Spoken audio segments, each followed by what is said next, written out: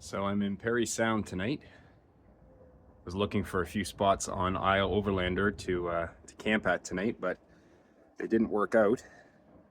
So right now I'm at the Perry Sound Tower, which is in Heritage Hill Park. It's just under 100 feet tall. Gives you a 360 view of the surroundings here. You can see there's still lots of color in the trees. It's a waterfront down there. You can walk down the waterfront too. It's a beautiful spot here. It's unfortunate they have to have such big bars like they do on these places, but you know, people would be throwing stuff off or acting stupid if they didn't have it here. But it's a beautiful area, and it's free to come up the tower. There's a museum and a park down below. It's just a really nice spot to see the area. So here's the tower from the ground. I think I called it Heritage Hill a while ago. I apologize, it's actually Tower Hill Lookout. So when you're down at the base of the tower, there's a really nice park down here. There's also a museum over here if you want to stop in there and learn about the local area. Just absolutely gorgeous this time of year. Surprised there's not more people here, to be honest, on such a beautiful day, but I'll take it. Don't mind not being busy. It's nice. So I'm gonna head over to the Walmart, see what the situation is there. I think that's where I'm gonna be staying tonight. The places that I looked at on iOverlander just weren't gonna work out. There was people at a couple of the spots, and a couple of spots just not somewhere I wanted to stay. So the Walmart here has pretty good reviews.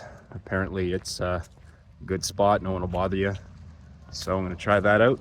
And then tomorrow, I think I'm gonna head from there to a provincial park. So this is the Walmart that is on iOverlander. See, there's a Subway here, Domino's, a few spots that if you want to grab something to eat. There's a Home Depot on the other side of the parking lot here, I believe. A Dollarama and a Mark's over there. So apparently no one will bother you here. There's usually a few people that are staying here. Looks like there's a guy here with his camper already. So I'm gonna find a spot and see how it goes. So I'm set up at the Walmart here. I put the window covers on the back of the van.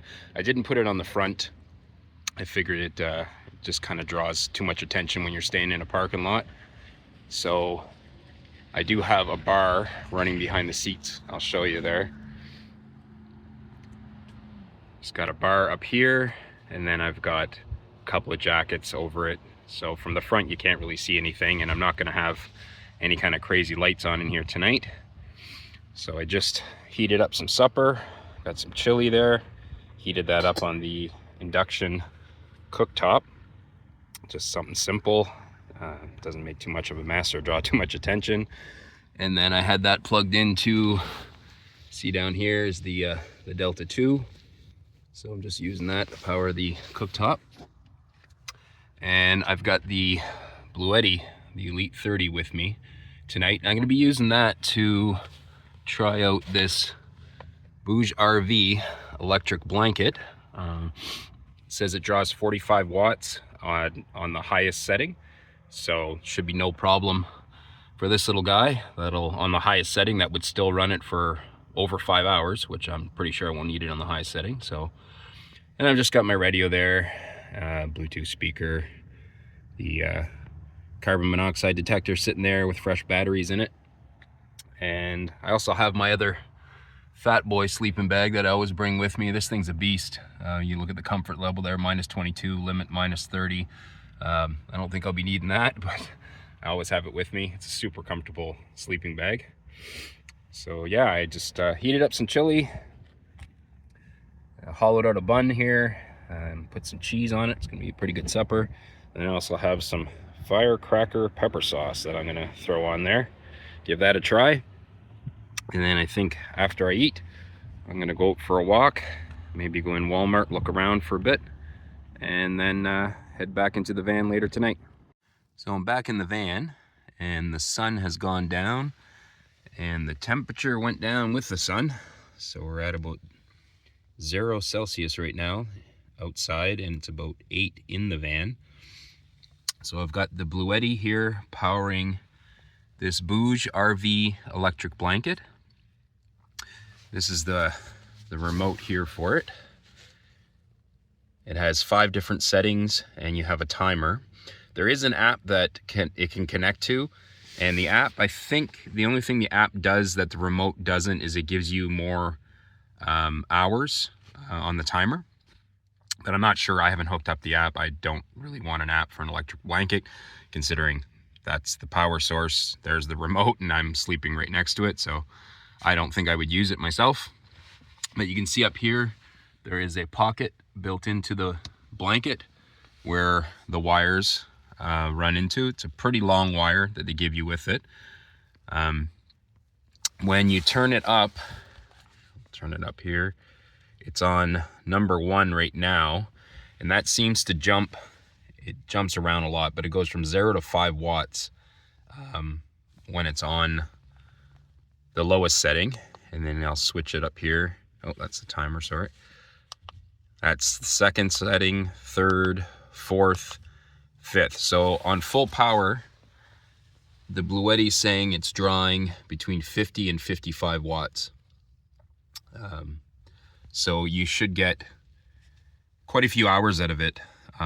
This power station's a 288 watt hour, so you could easily get 5, maybe 6 hours on the highest setting.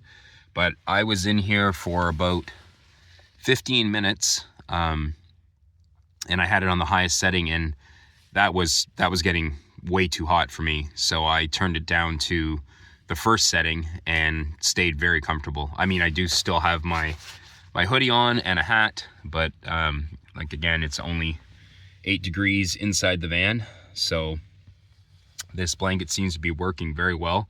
I know you can get it in 2 different colors. This is the green camo. There's a blue style camo as well. And then just to give you an idea, some of the specs here. It is 70 by 50 inches, 12 volt. They say the high end is 48 watts. It seems to go a little bit above that.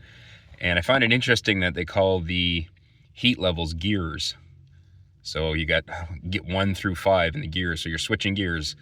Anyway, I just find that funny way of putting it. And then you got the weight here.